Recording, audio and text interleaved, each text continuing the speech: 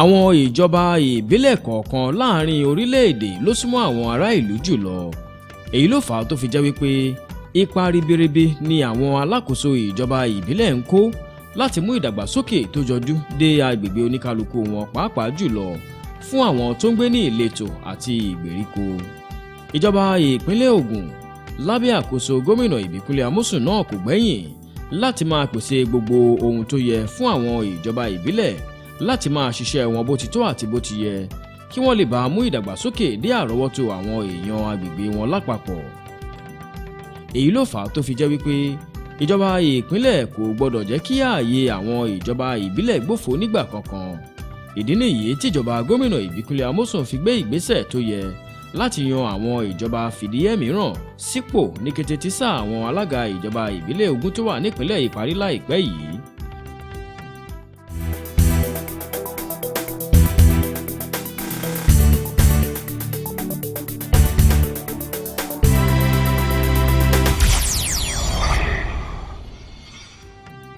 Ní kété tí sáà àwọn alága ìjọba ìbílẹ̀ ìpínlẹ̀ Ògùn parí láìpẹ́ yìí ni gómìnà Ìbíkúnlé Amósùn ti gbé ìgbésẹ̀ tó yẹ lábẹ́ òfin pẹ̀lú yíyan àwọn alága fìdíhẹ́ mìíràn sípò ní gbogbo ìjọba ìbílẹ̀ ogún tó wà nípìnlẹ̀ yìí. Àwọn alága fìdíhẹ́ wọ̀nyí ni yóò máa tukọ̀ ìjọba ìbílẹ̀ títí di àsìkò tí ìdìbò ìjọba ìbílẹ̀ yóò fi wáyé ní ìpínlẹ̀ Ògùn. Bó tilẹ̀ jẹ́ wípé gómìnà Ìbíkúnlé Amósùn ló yan àwọn alága fìdíhẹ́ náà, ìjọba tún fi orúkọ wọn ránṣẹ́ sí ilé ìgbìmọ̀ asòfin ìpínlẹ̀ Ògùn láti ṣe àyẹ̀wò wọn kó tó di wípé ìjọba yóò búra fún wọn. Báyìí ni ilé ìgbìmọ̀ asòfin ìpínlẹ̀ Ògùn ṣe bẹ̀rẹ̀ ìgbésẹ̀ àyẹ̀wò fún àwọn tí gómìnà yàn gẹ́gẹ́ bí alága fìdíhẹ́ ní ọjọ́ Ajé ọjọ́ 17 oṣù keje ọdún 2015 pẹ̀lú èròǹgbà láti rí wípé wọ́n kájú òṣùwọ̀n. Ètò àyẹ̀wò ọ̀hún wáyé ní gbọ̀ngàn ilé ìgbìmọ̀ asòfin ìpínlẹ̀ Ògùn tó wà lókè Mọ̀sán. Nígbà tó ń sọ̀rọ̀, olórí ilé ìgbìmọ̀ asòfin ìpínlẹ̀ Ògùn ọmọọba Suraj Adékúnbí gba àwọn alága fìdíhẹ́ náà nímọ̀ràn láti máa tẹ́tí sí ìmọ̀ràn àwọn ará ìlú lágbègbè oníkálukú wọn. Bákan náà kí wọ́n sì lo àsìkò díẹ̀ tí wọn yóò fi wà lórí àlééfà bó ti tọ́ àti bó ti yẹ fún ìdàgbàsókè ìjọba ìbílẹ̀ wọn. Ó sọ wípé àǹfààní yìí wà fún wọn láti ṣiṣẹ́ takuntakun láàrin àsìkò díẹ̀ ráńpẹ́ tí wọn yóò fi wà nípò láti mú ìlọsíwájú àti ìdàgbàsókè dé bá àwọn èèyàn agbègbè wọn. Gẹ́gẹ́ báyìí ni àwọn tí ìjọba fi orúkọ wọn ránṣẹ́ ṣe ń bọ́ síwájú àwọn ìgbìmọ̀ ilé aṣòfin lọ́kọ̀ọ̀kan fún ètò àgbéyẹ̀wò náà. Àwọn ọmọ ilé ìgbìmọ̀ aṣòfin bí wọ́n ní ìbéèrè lọ́lọ́kan òjọ̀kan lórí ọ̀nà tí wọn yóò gbà láti mú ìlọsíwájú dé bá ìjọba ìbílẹ̀ wọn láàrin oṣù mẹ́ta tí wọ́n ní láti lò lórí àlééfà.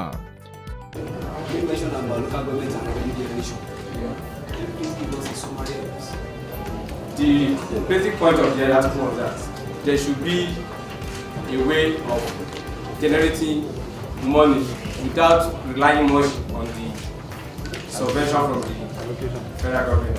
What are the creativity that you intend to bring into your local government?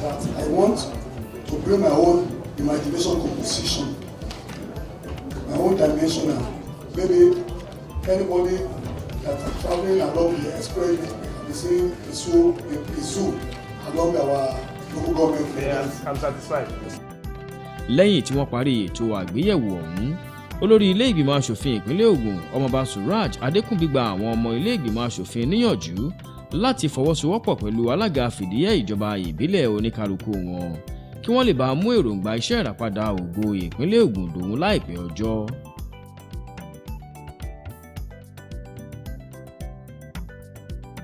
Ní déédéé aago 8 òwúrọ̀ ọjọ́rú ọjọ́ 29 oṣù keje ọdún 2015 ní ogunlọ́gọ̀ àwọn Afẹ́nifẹ́re, ọ̀rẹ́ àti mọ̀lẹ́bí àwọn alága fìdíhẹ́ tuntun náà ti kójọ ní gbọ̀ngàn ìpàdé àwọn lọ́balọ́ba tó wà lókè Mọ̀sán láti bá wọn yọ̀ níbi tí gómìnà ti ṣe ìfilọ́lẹ̀ wọn lẹ́yìn tí wọ́n yege nínú àgbéyẹ̀wò ilé ìgbìmọ̀ aṣòfin.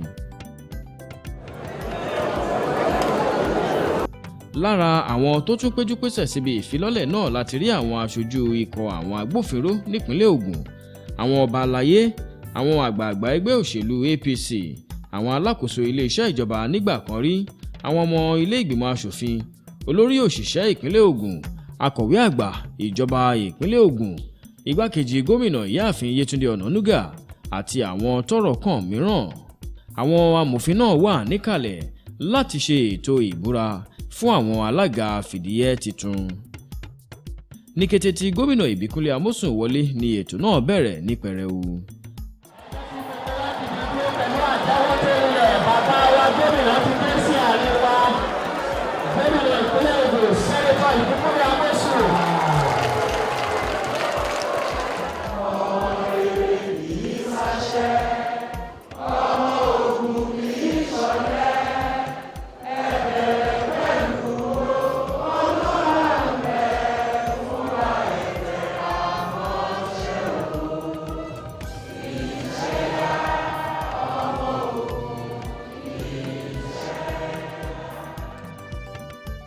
Àwọn amòfin tó wà níkàlẹ̀ ni wọ́n kọ́kọ́ ṣètò ìbúra fún àwọn alága fìdíhẹ́ tuntun náà.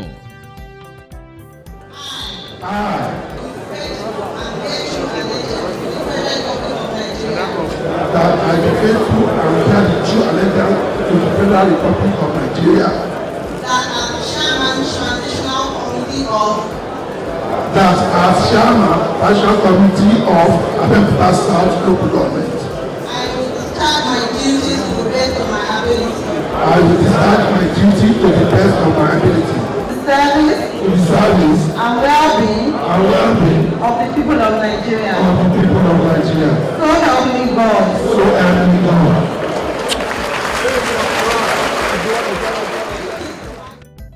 Lẹ́yìn náà ni gómìnà ìpínlẹ̀ yìí sẹ́nẹ́tọ̀ Ìbíkúnlé Amósùn wá bọwọ́lu ìwé ẹ̀rí gbogbo àwọn alága fìdíhẹ́ náà.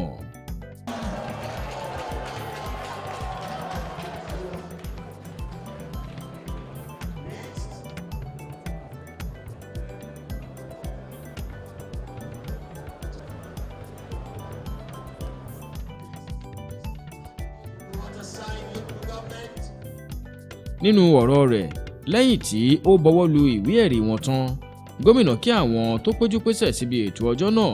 Bákan náà ni ó sì kí àwọn alága fìdíhẹ́ tuntun tí wọ́n ṣẹ̀ṣẹ̀ búra fún kú oríire. Gómìnà sọ wípé ìfilọ́lẹ̀ àwọn alága fìdíhẹ́ yìí wáyé gẹ́gẹ́ bí ọ̀kan lára ètò láti fi bẹ̀rẹ̀ ìgbésẹ̀ lórí ìdásílẹ̀ àwọn ilé-iṣẹ́ ìjọba ìbílẹ̀ fún ìdàgbàsókè èyí tí wọ́n ń pè ní Local Council Development Areas LCDAs gẹ́gẹ́ bí ìjọba rẹ̀ ṣe ṣe ládéhùn láti dáwọ́lé nínú sáà kejì rẹ̀ lórí àlééfà tó ń lọ lọ́wọ́ yìí. Àwọn tí a ti fìbò yàn wọ́n ti lọ, a dẹ̀ fẹ́ ṣe ká tún gbéra wá sí pé kí dàgbàsókè lè bá wá sí ní o.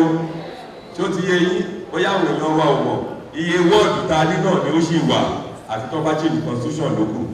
So tẹ́lẹ̀ sìn bóyá bíi Abẹ́òkúta North tó jẹ́ 16 wards náà ní tá a bá pín tán àwọn LCDA míì wọ́n lè ní wọ́ọ̀dù wọ́ọ̀dù tá a bá pín Adó-Odò Ọ̀tà tó jẹ́ 16 wọ́ọ̀dù ṣe mọ̀ pé tó bá pín sí ní méjì mẹ́ta ní o wọ́ọ̀dù yẹn á wá dínkù ní iye wọ́ọ̀dù kan náà ló máa wá o. kò ṣeé ṣe tọ́jọ́ kan díẹ̀ la máa ṣe o.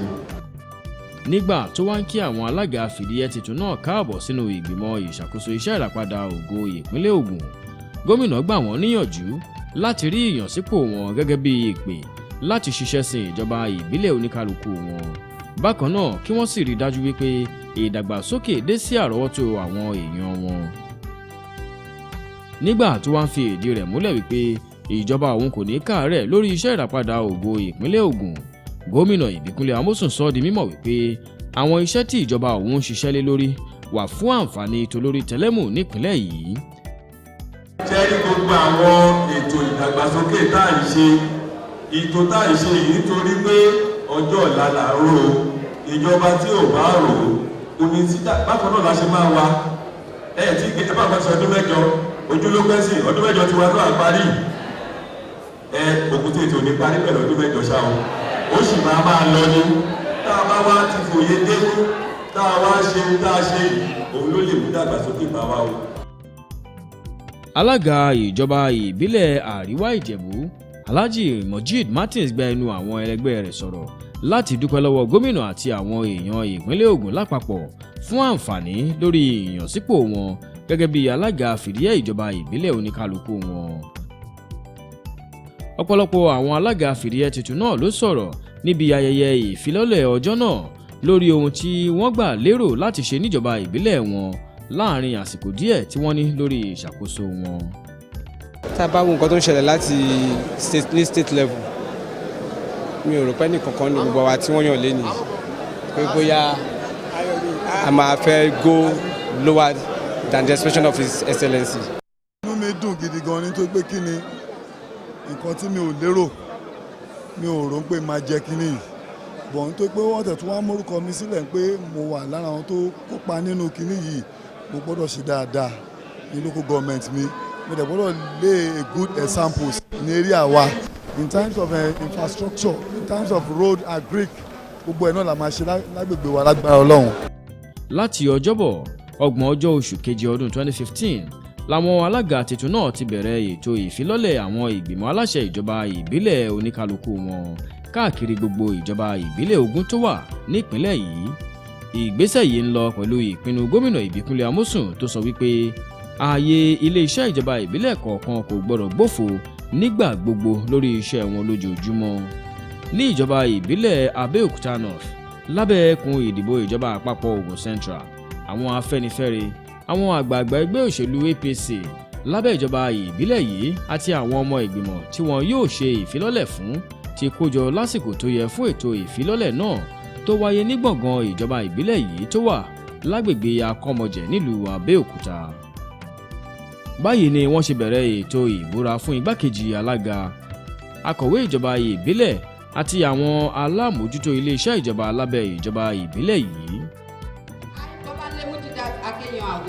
Do solemnly swear that I will be faithful and bear true allegiance to the Federal Republic of Nigeria that as vice chairman of Abeokuta North local government so help me God. alága ìjọba ìbílẹ̀ Abẹ́òkúta North titun ọ̀gbẹ́ni Ìbíkúnlé Múyìwá bọwọ́lu ìwé ẹ̀rí àwọn ọmọ ìgbìmọ̀ titun rẹ̀ yìí.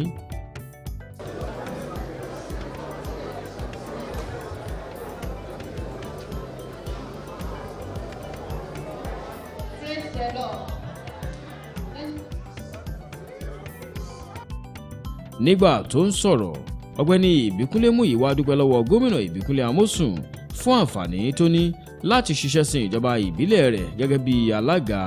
bákan náà ló wá gba àwọn ọmọ ìgbìmọ̀ rẹ̀ níyànjú láti ṣiṣẹ́ takuntakun fún ìlọsíwájú ìjọba ìbílẹ̀ wọn àti fún ìkúnlọ́wọ́ lórí iṣẹ́ ìràpadà ògo ìpínlẹ̀ Ògùn èyí tí gómìnà gbé lọ́wọ́.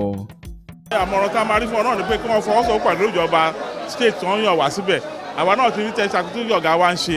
bákan náà lọ́mọ́sórí lábẹ́ ìjọba ìbílẹ̀ Ọbáfẹ́mi Owódé níbi tí àwọn Afẹ́nifẹ́re àwọn mọ̀lẹ́bí àwọn àgbààgbà ẹgbẹ́ àti àwọn ọba aláyé lábẹ́ ìjọba ìbílẹ̀ yìí ti kójọpọ̀ nílé iṣẹ́ ìjọba ìbílẹ̀ yìí láti bá àwọn ọmọ ìgbìmọ̀ tuntun náà yọ̀ níbi ayẹyẹ ìfilọ́lẹ̀ wọn.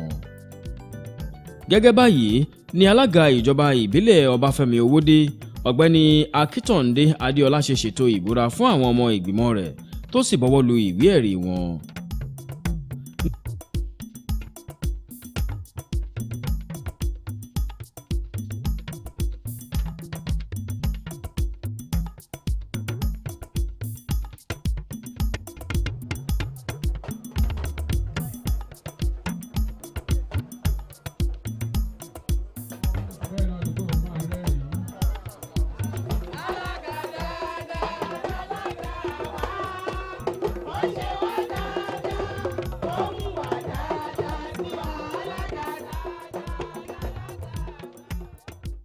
nígbà tó ń dúpẹ́ lọ́wọ́ gómìnà àti àwọn èèyàn ìjọba ìbílẹ̀ Ọbáfẹ́mi Owódé alága gba àwọn ọmọ ìgbìmọ̀ rẹ̀ níyànjú láti rí ìyànsípò yìí gẹ́gẹ́ bí àǹfààní láti ṣiṣẹ́ sin ìjọba ìbílẹ̀ wọn àti ìpínlẹ̀ Ògùn lápapọ̀.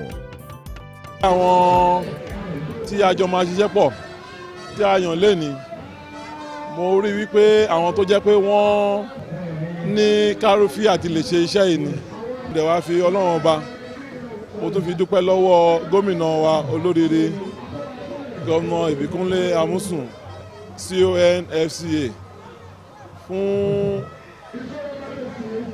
nǹkan tí wọ́n ṣe fún wa wọ́n fún wa ní ààyè láti lè mú ìlọsíwájú wá sí ìpínlẹ̀ Ọbáfẹ́mi Owódé a dẹ̀ wá fi dá wọn lójú wípé a ò ní dójú tì wọ́n. mi dùn torí pé mo ti contest láti develop community so and I thank God wípé Ọlọ́run tún wá lo agbára ẹ̀ láti fún mi ní opportunity láti dé ipò yìí lénìí so inú mi dùn gan mo dẹ̀ mọ̀ pé Olúwa ràn mí lọ́wọ́ láti ṣe nǹkan tó wà nínú ọkàn mi. ìdùnnú ńlá ló jẹ́ fún àwọn èèyàn ìjọba ìbílẹ̀ Ṣàgámù lábẹ́ ẹkùn ìdìbò ìjọba àpapọ̀ Ògùn East láti kójọpọ̀ nílé iṣẹ́ ìjọba ìbílẹ̀ wọn ní ọjọ́ Ẹtì ọjọ́ 21 oṣù keje ọdún 2015. àwọn mọ̀lẹ́bí oníǹkan àwọn àgbààgbà ẹgbẹ́ àti àwọn afẹ́nifẹ́re wà níkàlẹ̀ níbi tí wọ́n ti ṣe ìfilọ́lẹ̀ àwọn ìgbìmọ̀ ìṣàkóso tuntun fún ìjọba ìbílẹ̀ wọn.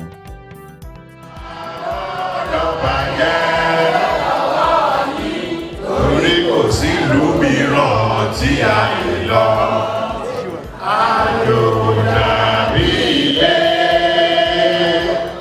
Ẹ jẹ́ ká sowọ́pọ̀ ká fìmọ̀ ṣọ̀kan.